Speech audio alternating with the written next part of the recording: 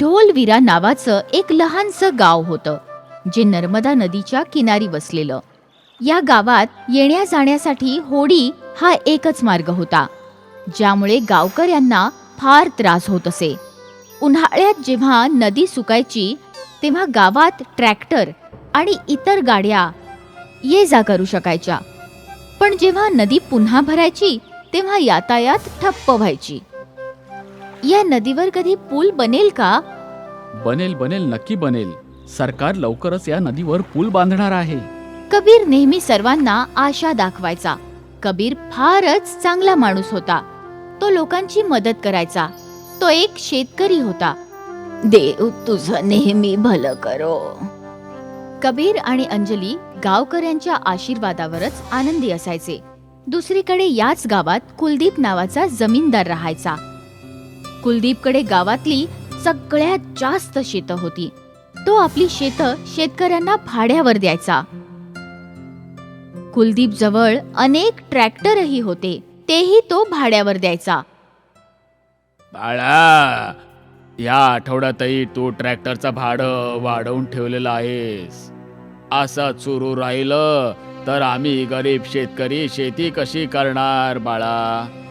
अरे काका, महागाई किती वाढली आहे.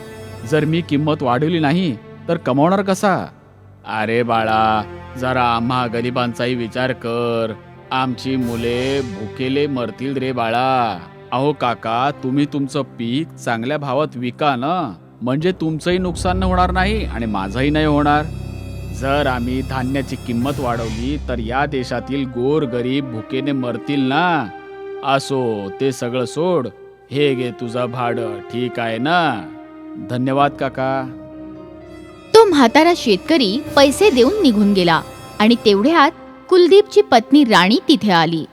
तुम्ही गरीब शेतकऱ्यांचं भाडं कमी का करत नाही? जर मी भाडं कमी केलं तर आपण कमवायचं कसं? तसंही या गरीब शेतकऱ्यांना नेहमी रडत राहायची सवयच असते. तू या सगळ्या गोष्टींकडे नको लक्ष देऊ. ठीक आहे. राणी बघा, आता या गावात आपल्यापेक्षा श्रीमंत कोणी नाही. गावातली अर्धी शेतं आपली आहेत. असंच चालू राहिलं तर हा पूर्ण गाव आपलाच होईल आणि आपली छोटी छोटी परी यात गावाची राजकन्या होईल. परमेश्वराची आपल्यावर अशीच कृपा ठेवो. हो, नक्कीच. कबीर एक दिवस गावच्या पुलाची समस्या घेऊन शहरातील सरकारी ऑफिसमध्ये गेला. तिथे त्याने अर्ज केला आणि कलेक्टरला गावाची समस्या सांगितली. ठीक आहे कबीर, मी तुमची समस्या सरकारसमोर ठेवतो. मला आशा आहे की लवकरच तुमचं ब्रिजचं प्रपोजल पास होईल. ठीक आहे? धन्यवाद. तुमचे खूप खूप आभार सर. या घटनेला काही महिने झाले असतील. कलेक्टर काही अधिकाऱ्यांना घेऊन गावात आले आणि त्यांनी घोषणा केली.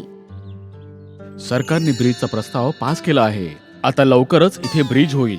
आता तुमचे गावकरी ब्रिजच्या कॉन्ट्रॅक्टसाठी टेंडर भरू शकतात. टेंडर बद्दल ऐकून कुलदीपच्या मनात पैसे कमवायचा विचार आला. दुसऱ्याच दिवशी कुलदीप पैशांनी भरलेली बॅग घेऊन कलेक्टर ऑफिसात पोहोचला. हे बघा, मला फिरून फिरून बोलता येत नाही. तुम्ही काल ज्या टेंडर बद्दल बोलत होता ते फक्त मलाच पाहिजे. मी तुम्हाला तुमचा हिस्सा देईन. हा घ्या तुमचा ऍडव्हान्स. कुलदीपराव, तुम्ही एवढे मोठे आसामी आहात, मी तुम्हाला कसा नाराज करू शकतो? हे टेंडर तुम्हालाच मिळेल. तुम्ही निश्चिंत राहा. कुलदीपने कलेक्टरला ब्रिजच्या कॉन्ट्रॅक्टसाठी लाच दिली होती. एका महिन्यानंतर गावात ही बातमी पसरली की हे कॉन्ट्रॅक्ट कुलदीपला मिळालंय. गावकऱ्यांना हे माहित होतं की कुलदीप फारच लोभी माणूस आहे, पण तो होता तर याच गावचा, म्हणून ते त्याच्याशी बोलायला त्याच्या घरी गेले. कुलदीप बेटा, आम्हाला माहिती मिळाली की ब्रिज बनवण्याचं कॉन्ट्रॅक्ट तुलाच मिळालेलं आहे. म्हणून आमची तुला प्रार्थना आहे की तू प्रामाणिकपणे पूल बनव. पूल बनण्याने आम्हा गरीब गावकऱ्यांना फार मदत होईल रे.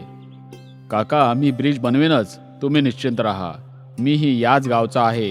लवकरच ब्रिज बनेल, तुम्ही एकदम निश्चिंत राहा. कुलदीपचं हे बोलणं ऐकून गावकरी फारच खुश झाले.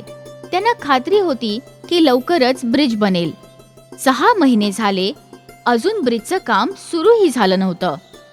हे पाहून गावकरी पुन्हा एकदा कुलदीपकडे गेले. बाळा, ब्रिजचं अजून काम सुरू नाही झालं रे. सरकारी काम आहे, वेळ तर लागणारच ना. निश्चिंत राहा, ब्रिज बनणार ब्रिज.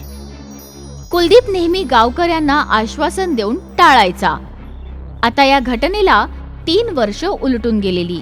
गावात ब्रिजच्या कामाची सुरुवातही झालेली नव्हती. आता तर गावकऱ्यांनी आशाही सोडलेली. याच दरम्यान कुलदीपची एकुलती एक मुलगी फार आजारी पडली. कुलदीप अस्वस्थ होता. त्याने डॉक्टरला बोलावलं. तुमच्या मुलीची तब्येत फारच खराब आहे, म्हणून हिला शहरातल्या हॉस्पिटलमध्ये नेऊन ऑपरेशन करावं लागेल. हो, आत्ताच निघूया. कुलदीपने आपल्या मुलीला गाडीत बसवलं, पण तो जेव्हा नदीच्या काठी पोहोचला तेव्हा नदीला पूर आलेला. आपल्याला लवकर पलीकडे जायचंय. अरे भिकू, होडी नदीत टाक. आता नदीचा प्रवाह खूप खूप खूप वेगात आहे. जर होडी नदीत टाकली तर होडी वाहून जाईल आणि बुडूही शकतो. मग आता मी काय करू? माझी मुलगी मृत्यूच्या तोंडी आहे. अरे देवा, माझी मदत कर देवा, माझी मदत कर. तेवढ्यात कबीर तिथे पोहोचला. मी तुमची मदत करेन. कबीरच्या ट्रॅक्टरमध्ये 2 मोठ्या झाडांची खोडं होती. आपल्याला ही झाडाची खोडं पुलासारखी लावावी लागतील. गावकऱ्यांनी झाडाची खोडं या तीरावरून त्या तीरावर लावली. कबीर बाळा, हे धोकादायक असू शकतं रे. काळजी नका करू काका, मला खात्री आहे मी हे करू शकतो. तुम्ही सगळे गाडीत बसा. कबीर ड्रायव्हिंग सीटवर बसला. कुलदीप, राणी आणि त्यांची मुलगी परी मागच्या सीटवर बसले. कबीरने फारच काळजीपूर्वक लाकडांवर गाडी चढवली आणि सांभाळून गाडी चालवू लागला. सगळे लोक आश्चर्याने कबीरला पाहत होते. पाहता पाहता कबीर गाडीला पलीकडे घेऊन गेला आणि सरळ हॉस्पिटलमध्ये घेऊन गेला. कुलदीपने त्याची मुलगी परीचं ऑपरेशन करून घेतलं आणि नंतर तो कबीर जवळ आला. आज तुझ्यामुळेच माझी मुलगी जिवंत आहे. मी गावकऱ्यांचं कधीच भलं नाही केलं, पण तरी तू माझी मदत केलीस. मला फार लाज वाटते स्वतःची. मी त्या ब्रिजचं काम आजच सुरू करेन. अनेक अनेक आभार तुझे. काही दिवसातच ब्रिजचं काम सुरू झालं आणि 2 वर्षांनी ढोलवीरा गावचा ब्रिज तयार झाला. आता कुलदीपही आधीसारखा लोभी नव्हता. तोही गरीब गावकऱ्यांची मदत करायचा. कबीरने आपल्या चांगुलपणाने कुलदीप सारख्या वाईट माणसालाही बदलून टाकलेलं. गावकऱ्यांचं जीवन सुखकर झालं. ढोलवीरा नावाचं एक लहानसं गाव होतं, जे नर्मदा नदीच्या किनारी वसलेलं. या गावात येण्या जाण्यासाठी होडी हा एकच मार्ग होता, ज्यामुळे गावकऱ्यांना फार त्रास होत असे. उन्हाळ्यात जेव्हा नदी सुकायची तेव्हा गावात ट्रॅक्टर आणि इतर गाड्या ये जा करू शकायच्या, पण जेव्हा नदी पुन्हा भरायची तेव्हा यातायात ठप्प व्हायची. या नदीवर कधी पूल बनेल का? बनेल, नक्की बनेल. सरकार लवकरच या नदीवर पूल बांधणार आहे. कबीर नेहमी सर्वांना आशा दाखवायचा. कबीर फारच चांगला माणूस होता. तो लोकांची मदत करायचा. तो एक शेतकरी होता. देव तुझं नेहमी भलं करो. कबीर आणि अंजली गावकऱ्यांच्या आशीर्वादावरच आनंदी असायचे. दुसरीकडे याच गावात कुलदीप नावाचा जमीनदार राहायचा. कुलदीपकडे गावातली सगळ्यात जास्त शेतं होती. तो आपली शेतं शेतकऱ्यांना भाड्यावर द्यायचा. कुलदीप जवळ अनेक ट्रॅक्टरही होते, तेही तो भाड्यावर द्यायचा.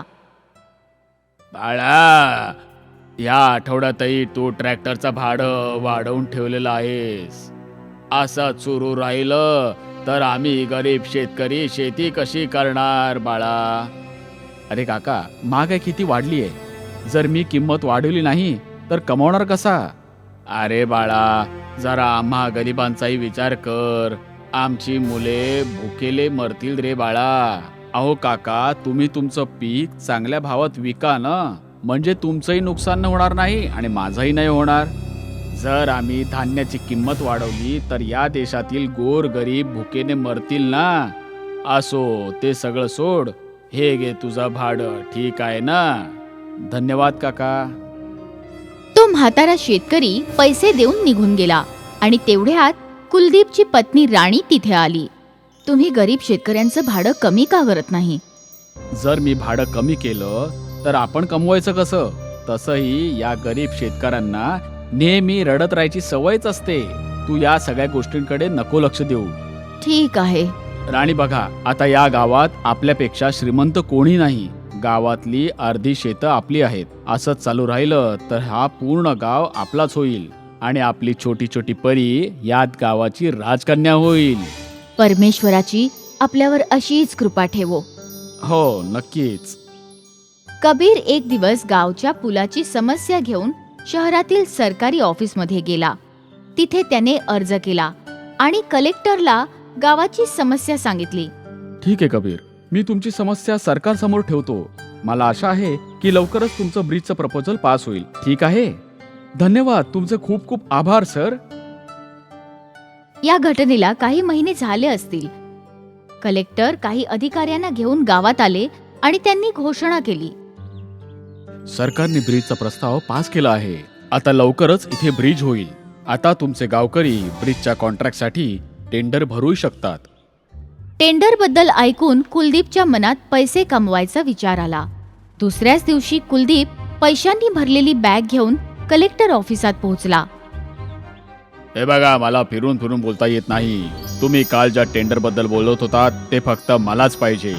मी तुम्हाला तुमचा हिस्सा देईन. हा घ्या तुमचा ऍडव्हान्स. कुलदीपराव, तुम्ही एवढे मोठे आसामी आहात, मी तुम्हाला कसा नाराज करू शकतो? हे टेंडर तुम्हालाच मिळेल. तुम्ही निश्चिंत राहा. कुलदीपने कलेक्टरला ब्रिजच्या कॉन्ट्रॅक्टसाठी लाच दिली होती. एका महिन्यानंतर गावात ही बातमी पसरली की हे कॉन्ट्रॅक्ट कुलदीपला मिळालंय. गावकऱ्यांना हे माहित होतं की कुलदीप फारच लोभी माणूस आहे, पण तो होता तर याच गावचा, म्हणून ते त्याच्याशी बोलायला त्याच्या घरी गेले. कुलदीप बेटा, आम्हाला माहिती मिळाली की ब्रिज बनवण्याचा कॉन्ट्रॅक्ट तुलाच मिळालेला आहे. म्हणून आमची तुला प्रार्थना आहे की तू प्रामाणिकपणे पूल बनव.